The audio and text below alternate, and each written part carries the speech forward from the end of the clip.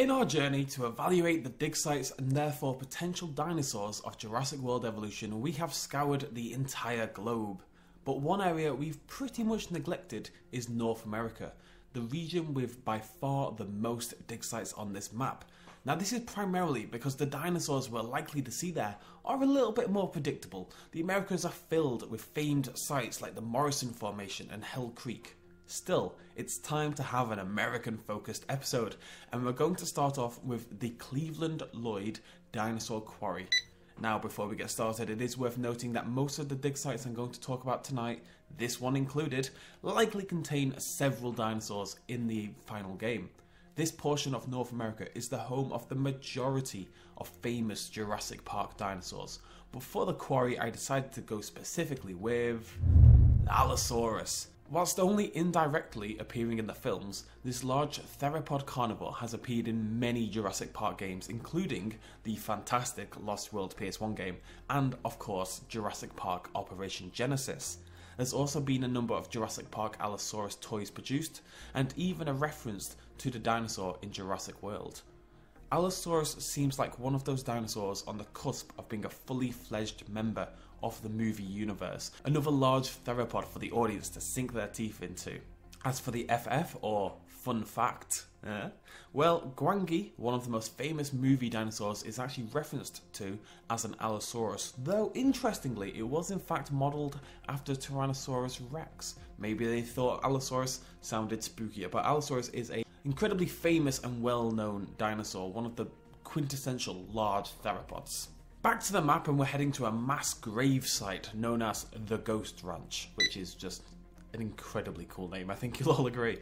Part of the Chinle Formation. A lot of these dig sites are part of larger, better known formations.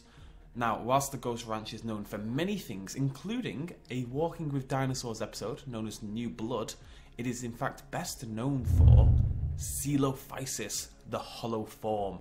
This late Triassic dinosaur is one of the more basal dinosaurs we'll talk about. In fact, it may be the oldest dinosaur discovered in the North Americas, living over 200 million years ago. Like most creatures on these lists, despite not appearing in the films, COELOPHYSIS has had a couple of Jurassic Park game appearances, primarily in Jurassic Park 3 Park Builder, as well as having a toy made in the original Kenner Jurassic Park toy line. COELOPHYSIS is one of the better understood dinosaurs, as the fossil site at Ghost Ranch contains over 1,000 fossils of the creature. Now this doesn't necessarily mean COELOPHYSIS like to hunt in packs or anything like that, but perhaps this was a popular drinking and feeding area. Ghost Ranch is actually known for flash floods and had one just a couple of years ago. And maybe the COELOs succumbed to a flash flood. Or mass spontaneous combustion. Who knows? Number 3 on our map is a little bit different. We're heading to a site known as the Petrified Forest. Again, just such a cool name.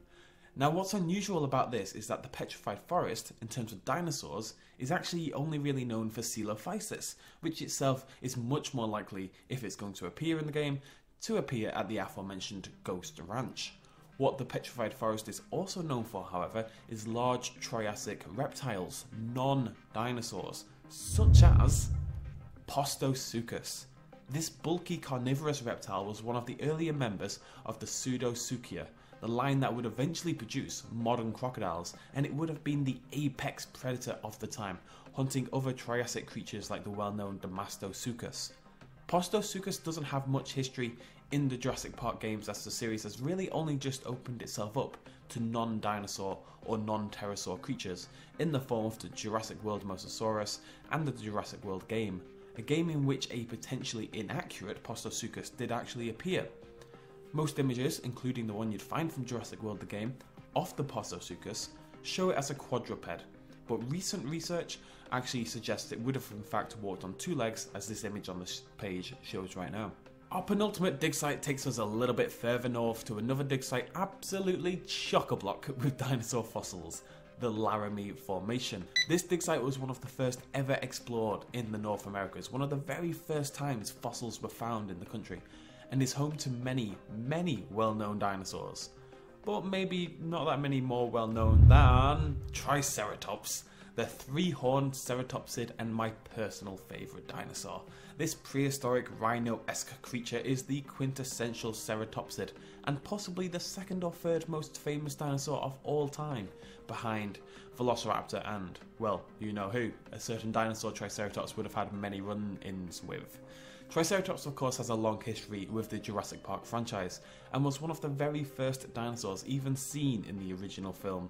And it was actually an even bigger feature in the Jurassic Park novel, where there was a baby Triceratops that Lex named Ralph after a classmate of hers.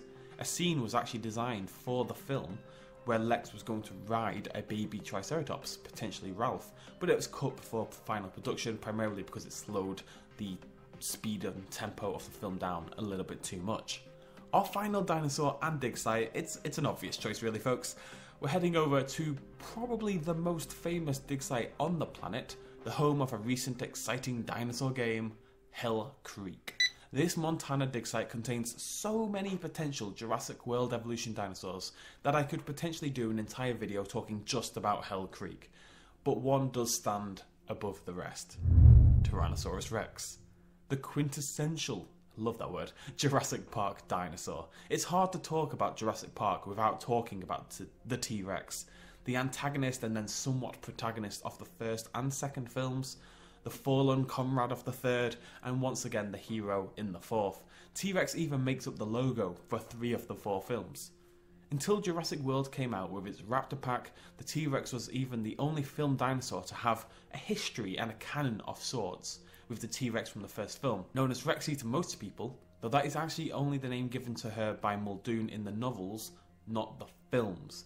In the storyboards for the first Jurassic Park film, she's actually referred to as Roberta, though I doubt people will be changing what they call her anytime soon. That's it for today folks, and for our American episode of Digsite Analysis. I can't really bring up all the Digsites this time, simply because they're all extremely close together.